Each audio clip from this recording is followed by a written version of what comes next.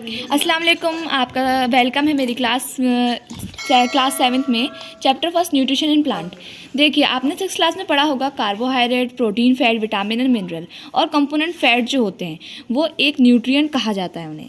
और इसके बाद इन्होंने ये बताया है कि जो ऑर्गेनिज्म होता है वो रिक्वायर करते हैं फूड अपने आप, लेकिन जो आपने पहले आपको ये बताई होगा कि जो प्लांट्स होते हैं वो खुद अपना खाना खुद बनाते हैं, और जो ह्यूमंस और एनिमल्स होते हैं वो डिपेंड होते हैं और लोगों पे। अगर आप जैसे कि एग्जांपल लें प्लांट एनिमल्स का, तो एनिमल्स प्लांट पे डिपेंड होते हैं और हम लोग जो होते हैं ह्यूमंस जो होते हैं वो एनिमल्स पे और प्लांट्स पे डिपेंड होते हैं। अब आगे हम पढ़ते हैं mode of nutrition in plant. Plant जो होते हैं वो ऑर्गेनिजम्स और इन सब चीज़ों से अपना खाना प्रिपेयर करते हैं। वाटर है, कार्बन डाइऑक्साइड है, मिनरल है और रॉ मटेरियल जो उनके आसपास घूम रहा है, इनसे अपना खाना बनाते हैं। अब आगे इन्होंने बताया है कि खाना जो होता है खाली जीने के लिए या फिर मतलब जैसे कि भूख मिटाने के लिए काम नहीं आता। ये जीने के लिए और अपनी बॉडीज़ को प्रिपेयर रखने के लिए, बढ़ाने के लिए और डैमेज पार्ट को प्रिपेयर करने के लिए, इन सब के लिए भी काम आता है। इन सब को न्यूट्रिशन कहा जाता है। अब जब इससे काम आ रहा है तो इसे एनर्जी कही जाएगी, एनर्जी बनेगी तो न्यूट्रिशन कहा जाएगा। अब इन्होंने बताया है इसी को mode of nutrition in plant कहा जाता है। न्यूट्रिशन इन प्लांट के दो पार्ट होते हैं, ऑटोट्रॉफिक और heterotrophs. Autotrophic means self, auto means self हो गया और ट्रॉफ्स मीन नरिशमेंट, तो इन दोनों का मीन्स हो गया सेल्फ नरिशमेंट। सेल्फ नरिशमेंट का मतलब हो गया अपने आप का खाना, और ऑटोट्रॉफ्स हो गया तो जैसे कि ऑटोट्रॉफ्स में सिर्फ प्लांट ही आते हैं और कुछ नहीं आता। हेटरोट्रॉफ्स मतलब अदर होता है, अदर से खाना। अब हम आगे बढ़ते हैं।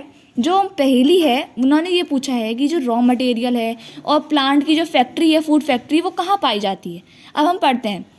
जो फूड फैक्ट्री होती है वो लीफ में पाई जाती है, और सिंथेसिस ऑफ फूड जैसे कि इन्होंने बताया कि लीफ में पाई जाती है, और वाटर मिनरल प्रेजेंट होते हैं सॉइल के अंदर और उससे अपना खाना बनाती हैं और ट्रांसपोर्ट करती हैं। अब यहाँ पर सेल्स की बात हो रही है। सेल्स कैसे होते हैं आपको दिख ही रहा है सेल्स कैसे होते हैं। इसमें न्यूक्लियस होता है और सेल मेम्ब्रेन होते हैं और साइटोप्लाज्म होती है। अब न्यूक्लियस क्या होता है, ये जो सर्किल जो पार्ट हो रहा है ये न्यूक्लियस होता है। साइटोप्लाज्म जो डॉट डॉट हो रही है वो होता है, और सेल मेम्ब्रेन जो आउटर लाइन हो रही है। अब हम देखते हैं कार्बन डाइऑक्साइड से ये बनाते हैं। अब कार्बन डाइऑक्साइड कहाँ पाई जाती है, लीव्स के अंदर पाई जाती है। लीव्स में भी तो कुछ होता ही होगा। इन्होंने बताया लीव्स में एक गार्ड सेल्स होती है जिसको स्टोमेटा कहा जाता है। अब हम पढ़ते हैं कि जो मिनरल और ये जब वाटर होते हैं ये ट्रांसपोर्ट होते हैं, तो ये कैसे ट्रांसपोर्ट होते हैं, कहाँ जाते हैं। ये एक वेसल्स यानी पाइप की तरह एक काम करने वाली वेसल्स को ये बताते हैं कि इन्हीं से जाता है, सारा ट्रांसपोर्ट होता है खाना, और स्टेम के ज़रिए ब्रांचेस में, लीव्स में, सब में जाता है इसी जगह से खाना। अब इसके आगे आप और जब जानकारी चाहिए तो वो तो चैप्टर 4 में आपको मिल जाएगी। अब हम पढ़ते हैं ग्रीन पिगमेंट। ग्रीन पिगमेंट अब जैसे क्लोरोफिल, फोटोसिंथेसिस जो होती है वो सिर्फ वाटर या कार्बन डाइऑक्साइड और इन सब चीज़ों से नहीं बन पाती, ये सिर्फ लीव्स से। लीव्स का भी एक और इम्पॉर्टेंट वो होता है, अगर लीव ग्रीन नहीं होगी तो फोटोसिंथेसिस कभी नहीं बन पाएगा। ग्रीन पिगमेंट होता है, क्लोरोफिल का निशानी होती है। ग्रीन पिगमेंट होगा तो क्लोरोफिल होगा और उसकी वजह से फोटोसिंथेसिस बन पाएगी।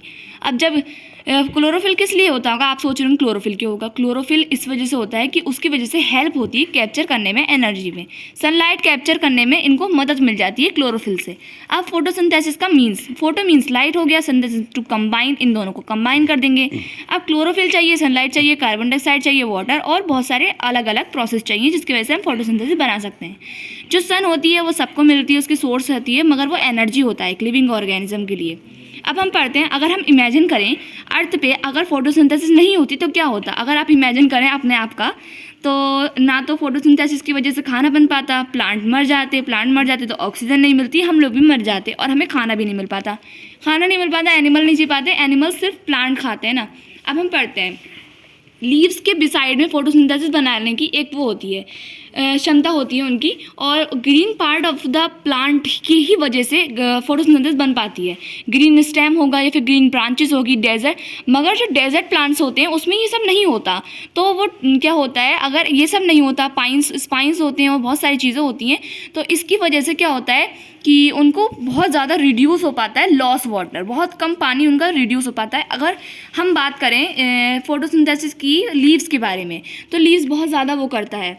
अब इसको क्या कहता है, ट्रांसपायरेशन कहा जाता है। अब ये फोटोसिंथेसिस बन ही जाता है। अब आगे पढ़ते हैं हम। सारे ऑर्गेनिज्म जो होते हैं वो ड्यूरिंग फोटोसिंथेसिस के ज़रिए ही अपना खाना बनाते हैं, और अगर फोटोसिंथेसिस नहीं होगी तो अर्थ पे इम्पॉसिबल हो जाएगी लाइफ। अब मैंने आपको बताया ड्यूरिंग फोटोसिंथेसिस की वजह से ही, मतलब जैसे कि उसकी मदद के लिए क्लोरोफिल होती है, क्लोरोफिल से ही हम सब बना सकते हैं। और इन्होंने बताया है कि कार्बन डाइऑक्साइड है, वाटर है, सिंथेसिस, और ये सब चीज़ों से हम फोटोसिंथेसिस बना सकते हैं। आपको ये पार्ट दिख रहा होगा, कार्बन डाइऑक्साइड प्लस वाटर और sunlight upon chlorophyll, carbohydrate plus oxygen. इसमें मतलब ज़्यादा आपको डायग्राम आप देख लीजिएगा। अब इन्होंने बताया है ये क्लोरोफिल की, अब इन्होंने वो दी है।